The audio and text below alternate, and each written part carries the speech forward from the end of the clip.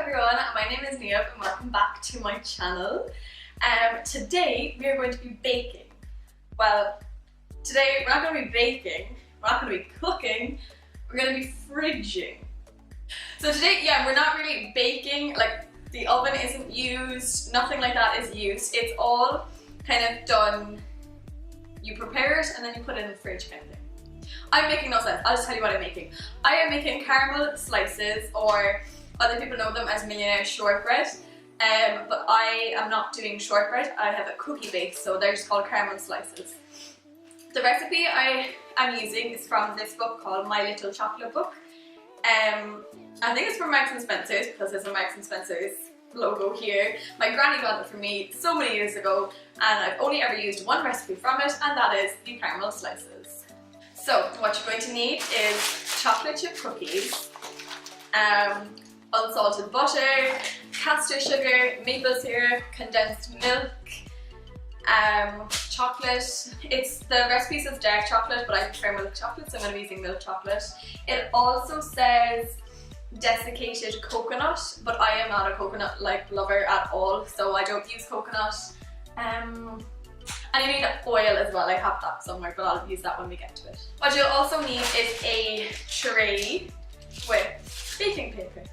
First of all, you need 200 grams of cookies. Now we just had these left over in the house and these are 230 grams, but I think I'm just going to use all of them because why not?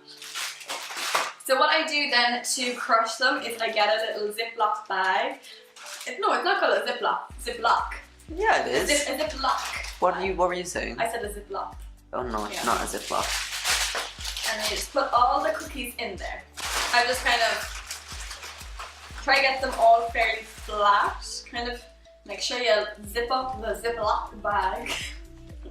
And then take a rolling pin or something you can use to smash them and just smash them.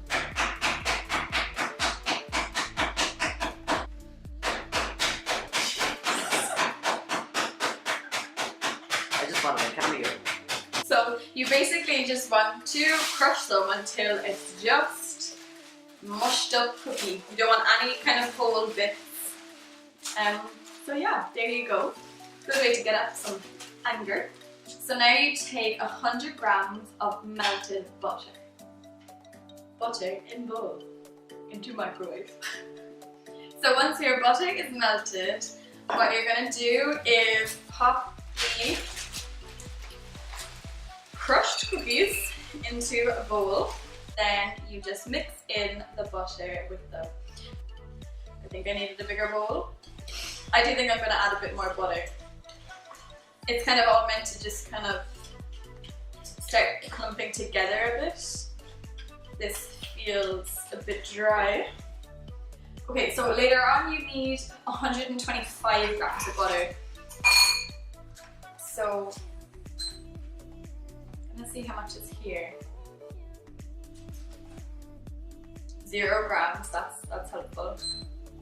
140, okay, so we're gonna try just take off a little bit. It's 117, that'll do for what we need later. And I'm just gonna pop this in and just add that into the mixture. Just I think it just needs a little bit more. It's not too bad, but it's still I just feel it needs a little bit more. The bowl is very hot. Oh god. And you're just mixing it all in. Just let it kind of starts to clump together a little bit. Once you're happy enough with that, you're gonna get your tray. So then just spoon out all of your cookie mixture. And you're just going to spread it out as evenly as you can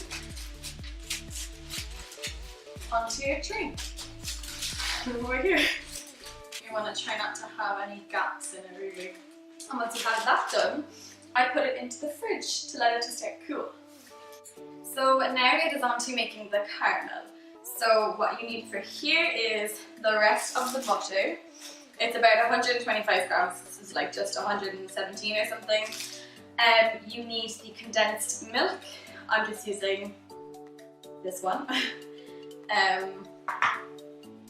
Sugar, 80 grams of sugar. There's literally like 90 grams in this whole thing, but I assume it's weighing this as well, so I think there's 80 left in it. And maple syrup in a small saucepan, it says, but this is what I'm using. I don't think it really matters. And you're going to stir over low heat for 15 minutes or until the sugar has dissolved. But you kind of know, you'll kind of know yourself anyway, like just by looking at it. Okay, so basically, popping in the rest of the butter. Hi Kevin. Yeah. We're popping in the rest of the butter, the sugar. Oh, it's so much sugar. Okay. You're gonna put in 3 tablespoons of maple syrup. And I've never made it with maple syrup before because we just never use maple syrup for anything. But I was like, do you know what? I'm gonna buy it as part of the recipe, and I might use it on pancakes or stuff. And I've been trying to kind of have porridge. Trying is a very big word there. Good job. I feel like it's kind of good for you. Good for you? Porridge is good for you, maybe not for me. I don't know, I've forgotten what I'm saying. Okay. So now pour in this as well. Ooh, doesn't that look so good? It says to use 400 mils of this. This came in grams, it's like 379 grams. I don't know what that, like, I don't know what that is in milliliters, but this is always what I used to use when I used to make it before, and it turned out fine, so those kind of stuff does perfectly fine. Now, so I have one of these ovens that, you know, it's got like the flames there. That is such a bad description, but you know what I mean.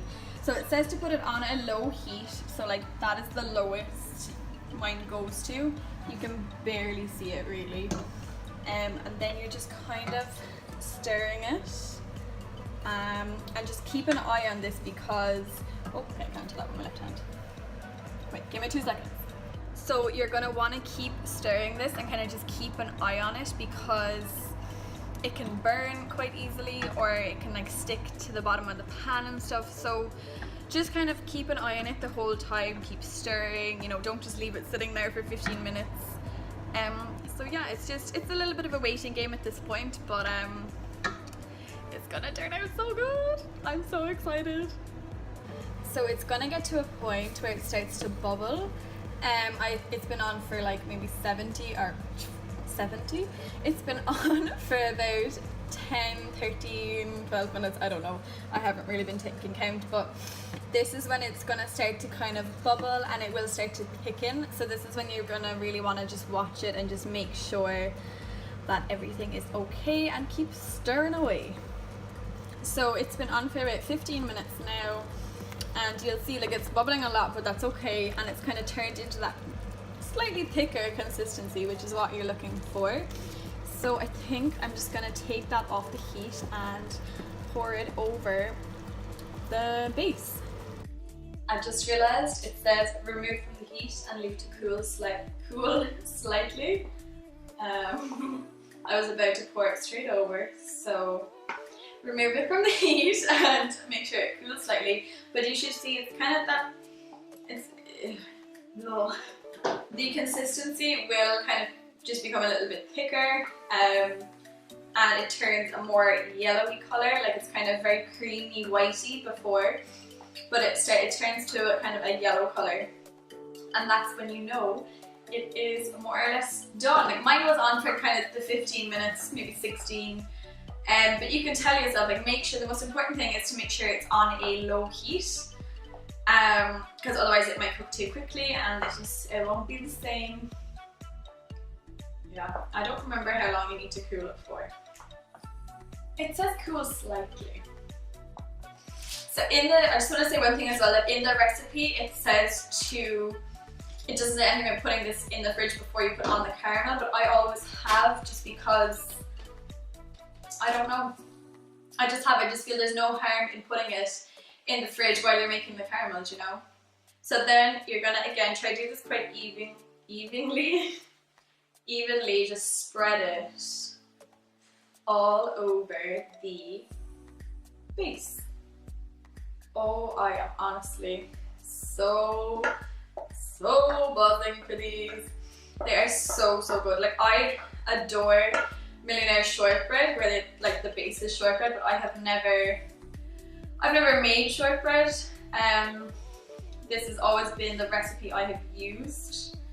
I mean, I think they're fab. Like, I know the shortbread base is lovely, but you know what? I think there's nothing wrong with a cookie base. It's so good. So good. Okay. So that is more or less evenly on it. There you go. I don't want to tilt it too much. And then you're basically just going to pop this in the fridge, and it says leave in the fridge for 30 minutes, but you kind of judge that yourself. Like, I'll set a timer for 30 minutes and see how it is. Sometimes it might need to stay for longer, but I think the more set it is, the better. So, like, if you want to leave it in the fridge for longer than 30 minutes, that's okay. Just make sure the caramel is fully set. Because when the chocolate goes on, you want it, like, you don't want the chocolate kind of running in with the caramel. But yeah, so I'm gonna have some.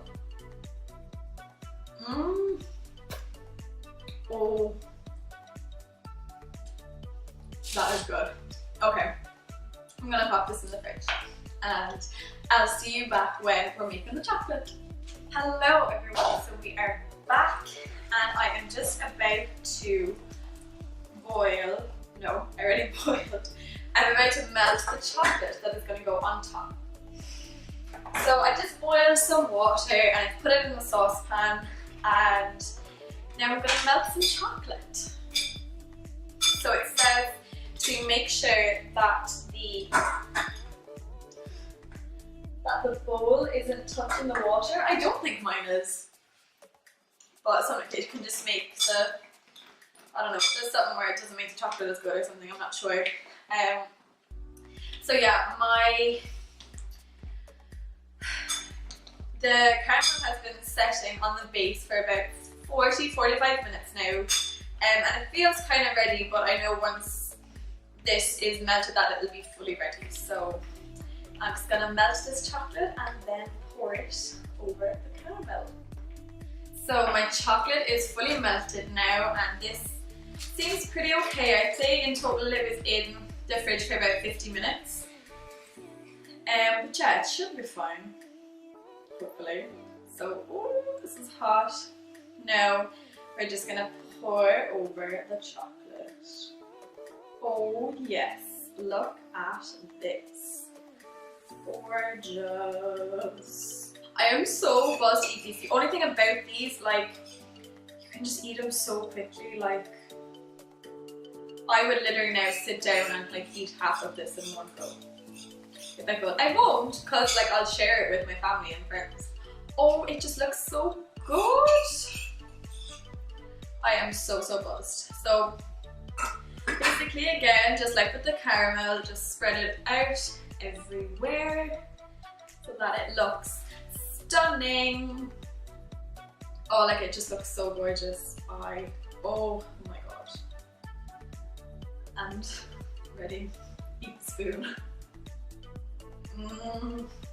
I didn't end up putting the oil in.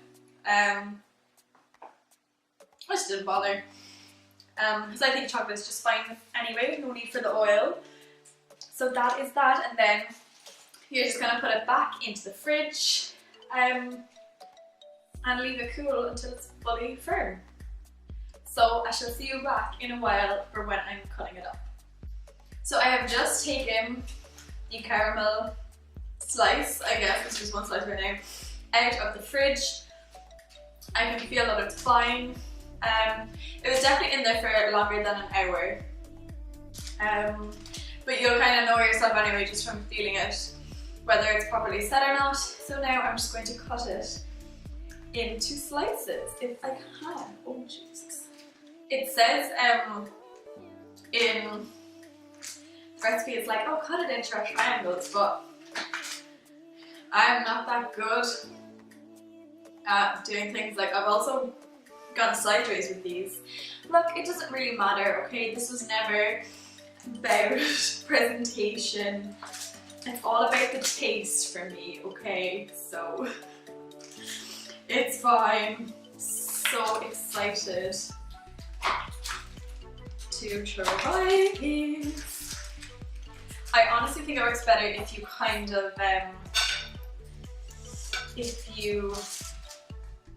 what am I trying to say? Cut them into smaller pieces, because like, I'm not even joking you, they are so gorgeous that you could literally just eat all of them so quickly. So I would say go into smaller slices, because then it feels like you're eating less. My slices are all completely different sizes, but as I said, I'm here for the taste, not the presentation of them. So obviously you can do whatever you like with them if you are one of these people who is actually able to cut them into triangles. That is what the recipe says to do. I don't think it really matters. So I hope you enjoyed this video. Let me know if you want me to do more of these kind of baking or cooking style ones. Honestly, I don't bake that often. And I don't really cook anything fancy. But you know, if I think these are really simple and I can do simple things, nothing too fancy. So yeah, let me know if you would like more of these style ones. Give this video a thumbs up if you enjoyed it, subscribe if you're not. I will leave the recipe to these in the description, and if you do give these a go, take a picture and send them to me, tag me on Instagram or send me a Snapchat or something, and yeah, here we go. Here are the quite simple and easy to make caramel slices. So seriously try these, they are so freaking good. Enjoy, and I shall see you when I next see you.